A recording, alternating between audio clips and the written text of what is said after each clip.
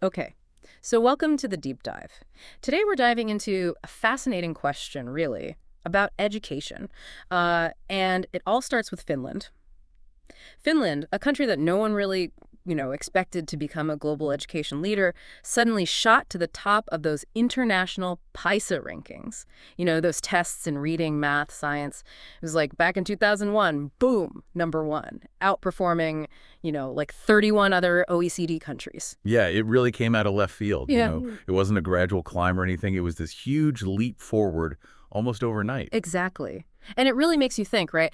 I mean, for years, everyone's talking about tougher tests, more competition, longer school days. That's kind of the recipe everyone was following. But Finland, they seem to be doing the opposite, and they totally blew those assumptions out of the water. It's almost like they cracked some secret code for education. Yeah, right.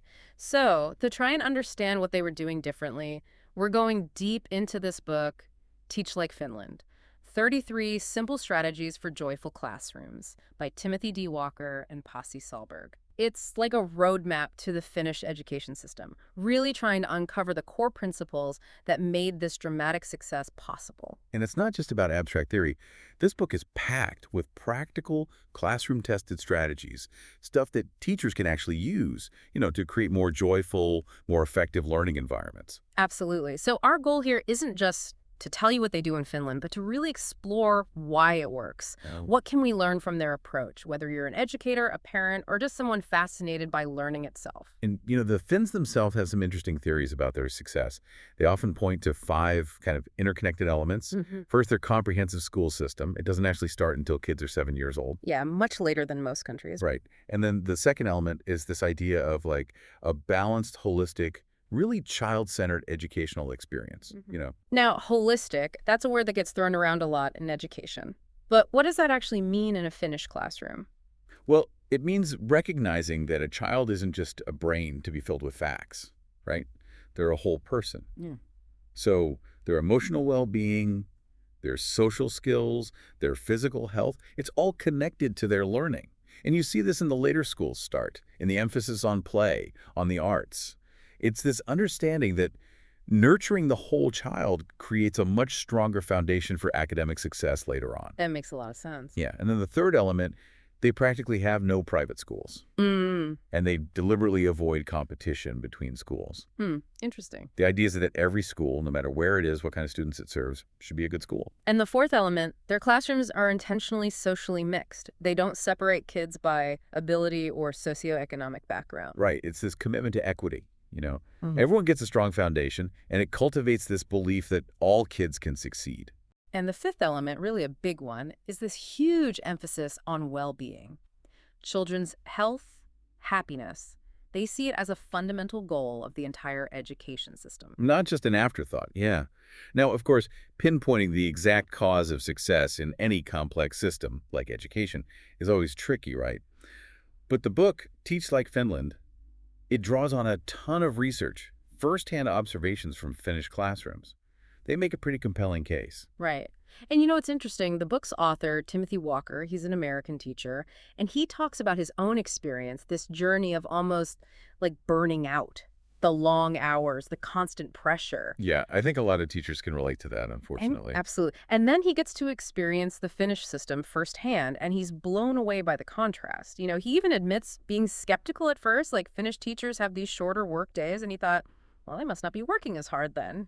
It's funny how we often equate more hours with more productivity, right? Like longer must be better. Totally. But what Walker observed was that by actually prioritizing their well-being, these Finnish teachers seemed more effective, not less.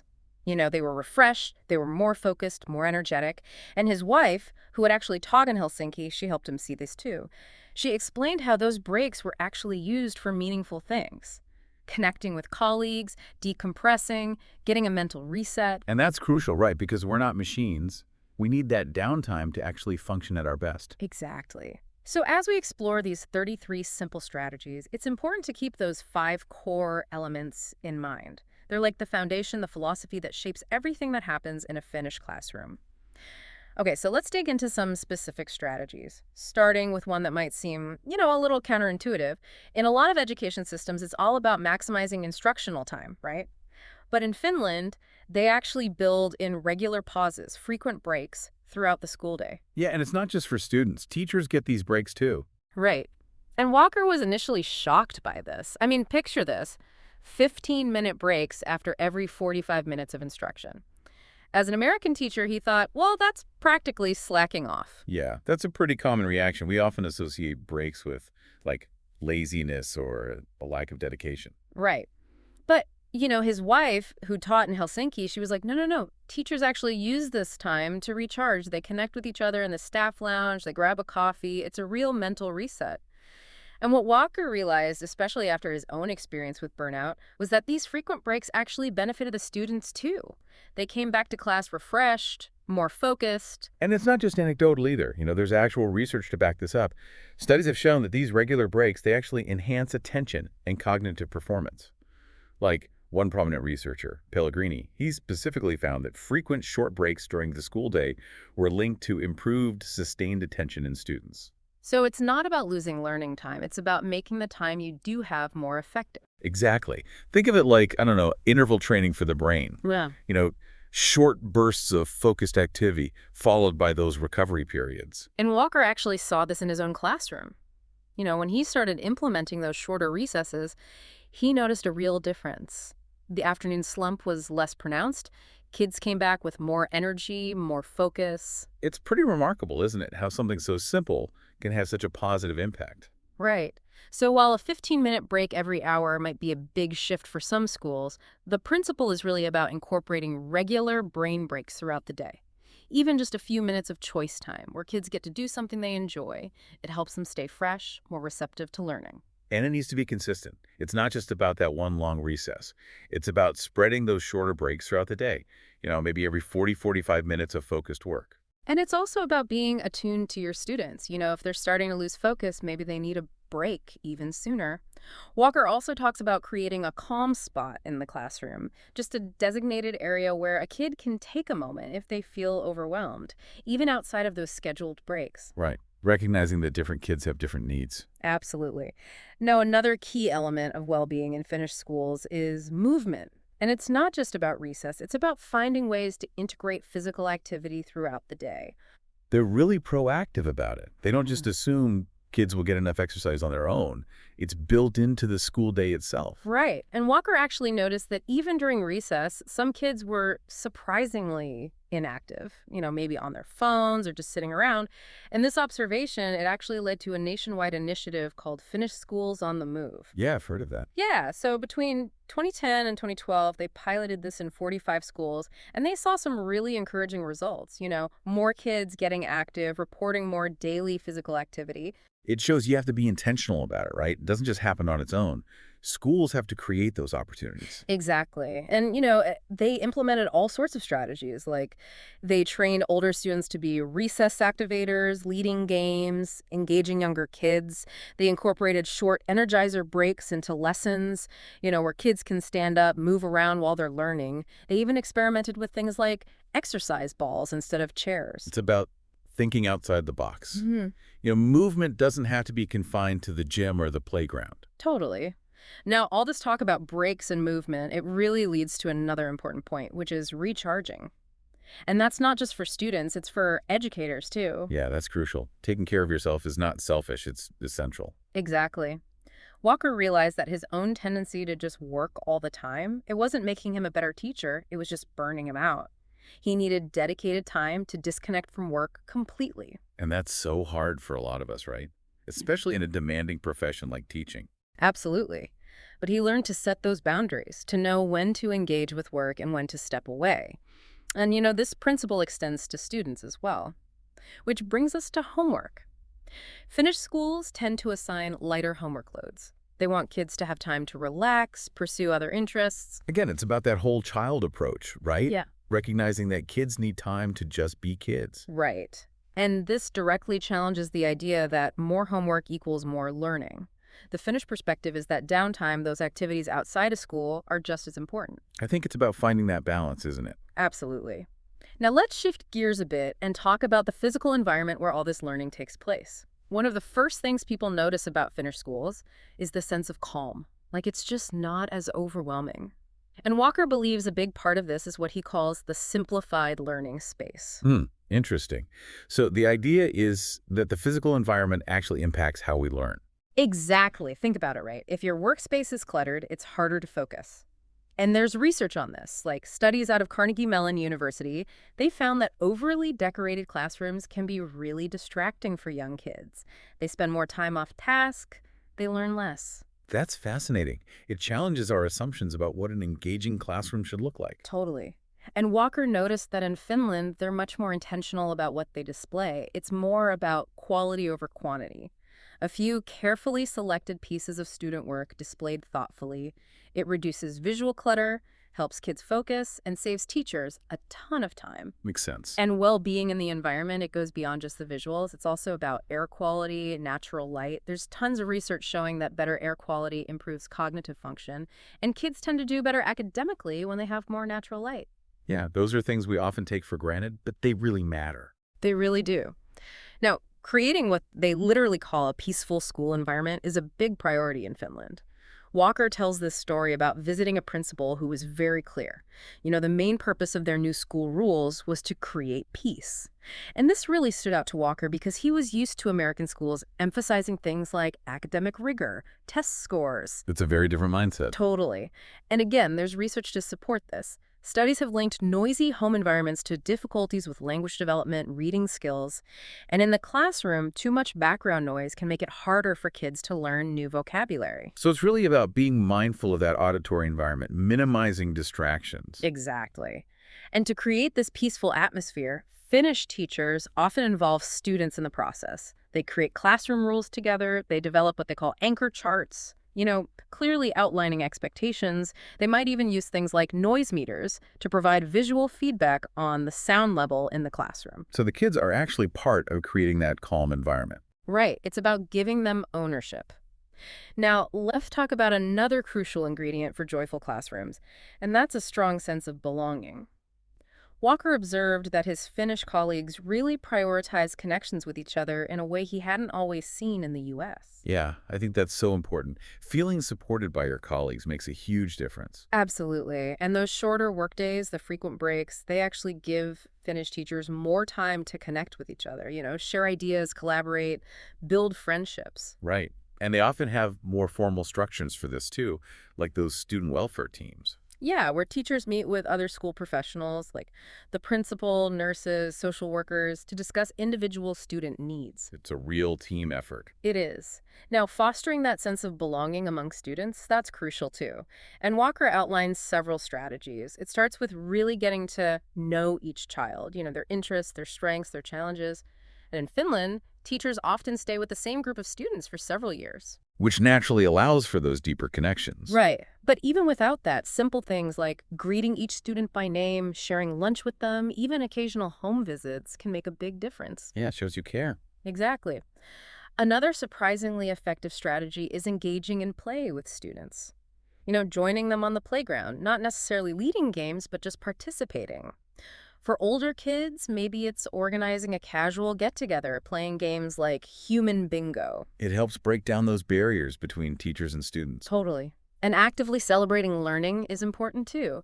Setting aside time for kids to share their work, whether it's reading their writing aloud, giving book talks, even having special events like a coffee house poetry day. It makes learning feel more meaningful, more communal. It's about creating a culture where learning is valued and celebrated. Exactly. And pursuing a shared class stream together can be really powerful too. Like Walker talks about his class working together to organize a trip to a camp school, or maybe it's fundraising for a cause they care about. It creates a sense of shared purpose, strengthens their bond as a group. I have that idea. Yeah. And of course, creating a true sense of belonging means tackling bullying head on. Finnish schools have a zero-tolerance policy, and many use comprehensive programs like Kiva. It's not just about punishing bullies, it's about understanding the dynamics, empowering bystanders to intervene. It's so important, creating that safe, inclusive environment where everyone feels protected. Absolutely. And another unique thing they do is this buddy-up system. Yeah. Pairing older students with younger ones, like sixth graders with first graders. It creates these positive relationships, gives the younger kids a sense of security, and the older kids get to be mentors. I love that. It builds community across different age groups. It does. So we've seen how Joy, well-being, belonging, they're all intertwined in the Finnish approach. Now let's talk about another key element, fostering autonomy in students. It's about giving them that sense of ownership, that ability to take responsibility for their own learning. Exactly. And Walker was really struck by this. He noticed that even young kids in Helsinki had a lot of independence. Like first graders would just leave school on their own at the end of the day. Wow, that's different. Right. It was a big shift from what he was used to. And this emphasis on autonomy extends to other areas too. Like his fifth graders wanted to have a bake sale to raise money for a class trip. He was a little hesitant, but he gave them the go-ahead. And they totally blew him away. They organized the whole thing That's themselves. amazing. It shows what kids can do when you trust them. Totally. And giving students margin, dedicated unstructured time within the school day, that's another key strategy. Like Walker restructured his language arts lessons to give his sixth graders big blocks of time to work on writing projects independently. Do research, write drafts, get feedback from each other. So it's shifting away from that constant teacher-led instruction. Exactly. And even small things like giving kids choices within routines, like a do now activity at the start of class. Maybe they can choose to continue working on a project, do some free reading. It gives them that little bit of control, which can be really motivating. Choices are powerful. They are. But Walker also learned that you have to offer meaningful choices. He tried an independent learning week once, and while the kids completed the tasks, they didn't really have much input into what they were doing. And the feedback was that it felt kind of disconnected, not very engaging. So it's not just about freedom for freedom's sake. The choices have to be relevant, connected to their interests. Absolutely. And planning with students rather than just for them is super important, like involving them in decisions, even small ones. Which game to play during a break, what to do for a class trip. Finland's national curriculum actually requires schools to develop units of study that align with student interests, and the kids are supposed to be involved in the planning. So it's a real partnership between teachers and students. It is. And finally, making learning feel real is crucial for building autonomy and motivation. Like Walker talks about this program in Finland called Me and My City. It's this simulated miniature city where sixth graders take on different jobs and experience an economy firsthand. Wow, that sounds cool. Right. It's a really immersive experience. And he shares other examples too, like a woodworking class set up like a real carpenter's workshop, or a student who was given the responsibility of managing a classroom window that was tricky to open.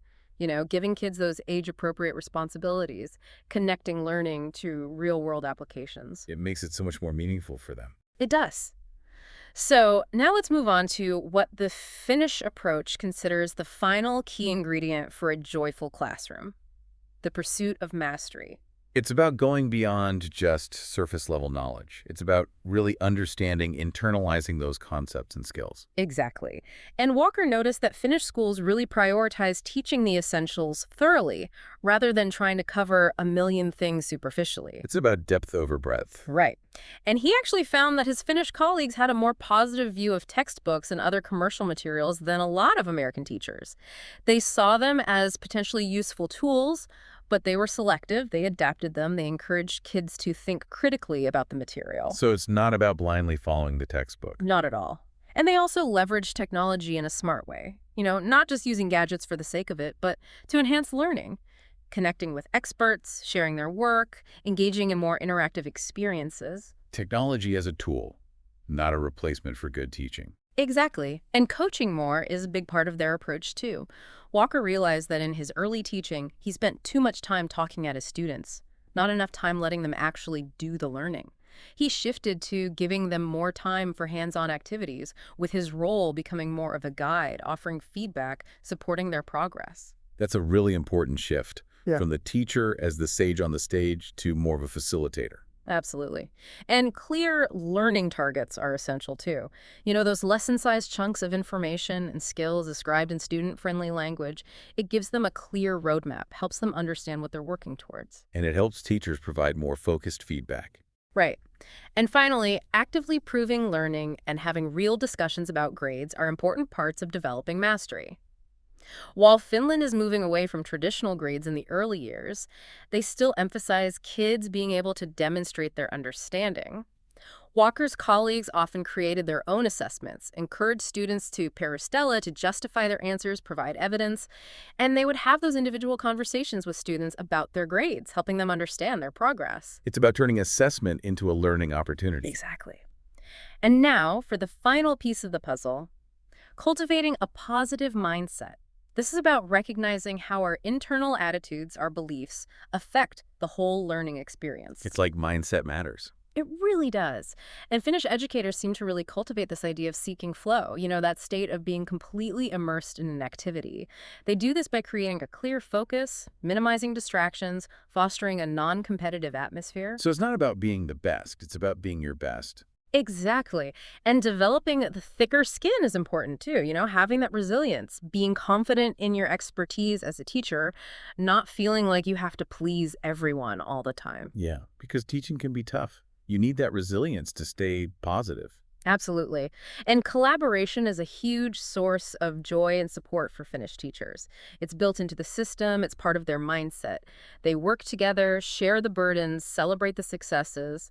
Walker really experienced this firsthand, how leaning on his colleagues helped him through a challenging time. It's about having that support network, knowing you're not alone. Right. And they also welcome the experts, intentionally inviting colleagues into their classrooms to share their knowledge, their skills. It brings in fresh perspectives, makes learning more dynamic. It's about sharing that expertise, learning from each other. Totally. And finally, vacating on vacation. This is huge. They really emphasize the need to completely disconnect from work during breaks. No checking emails, no lesson planning. It's about truly recharging so you can come back refreshed. Yeah, that's so important for preventing burnout. It is. Okay, so we've covered a lot of ground here. We've really explored the core principles and strategies behind Finland's educational success. And what's striking is how many of these strategies are actually quite simple, like incorporating regular breaks, encouraging movement, simplifying the learning space. It's not about complicated programs or expensive technology. It's about creating that positive, supportive environment where kids can thrive. Exactly. And as we wrap up, we want to leave you with this question to ponder.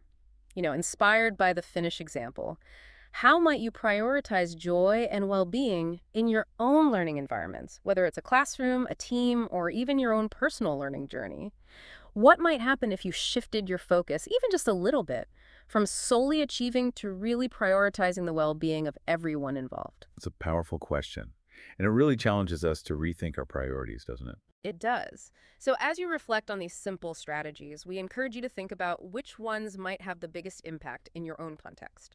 Remember, sometimes the most transformative changes come from making small but meaningful shifts in our approach.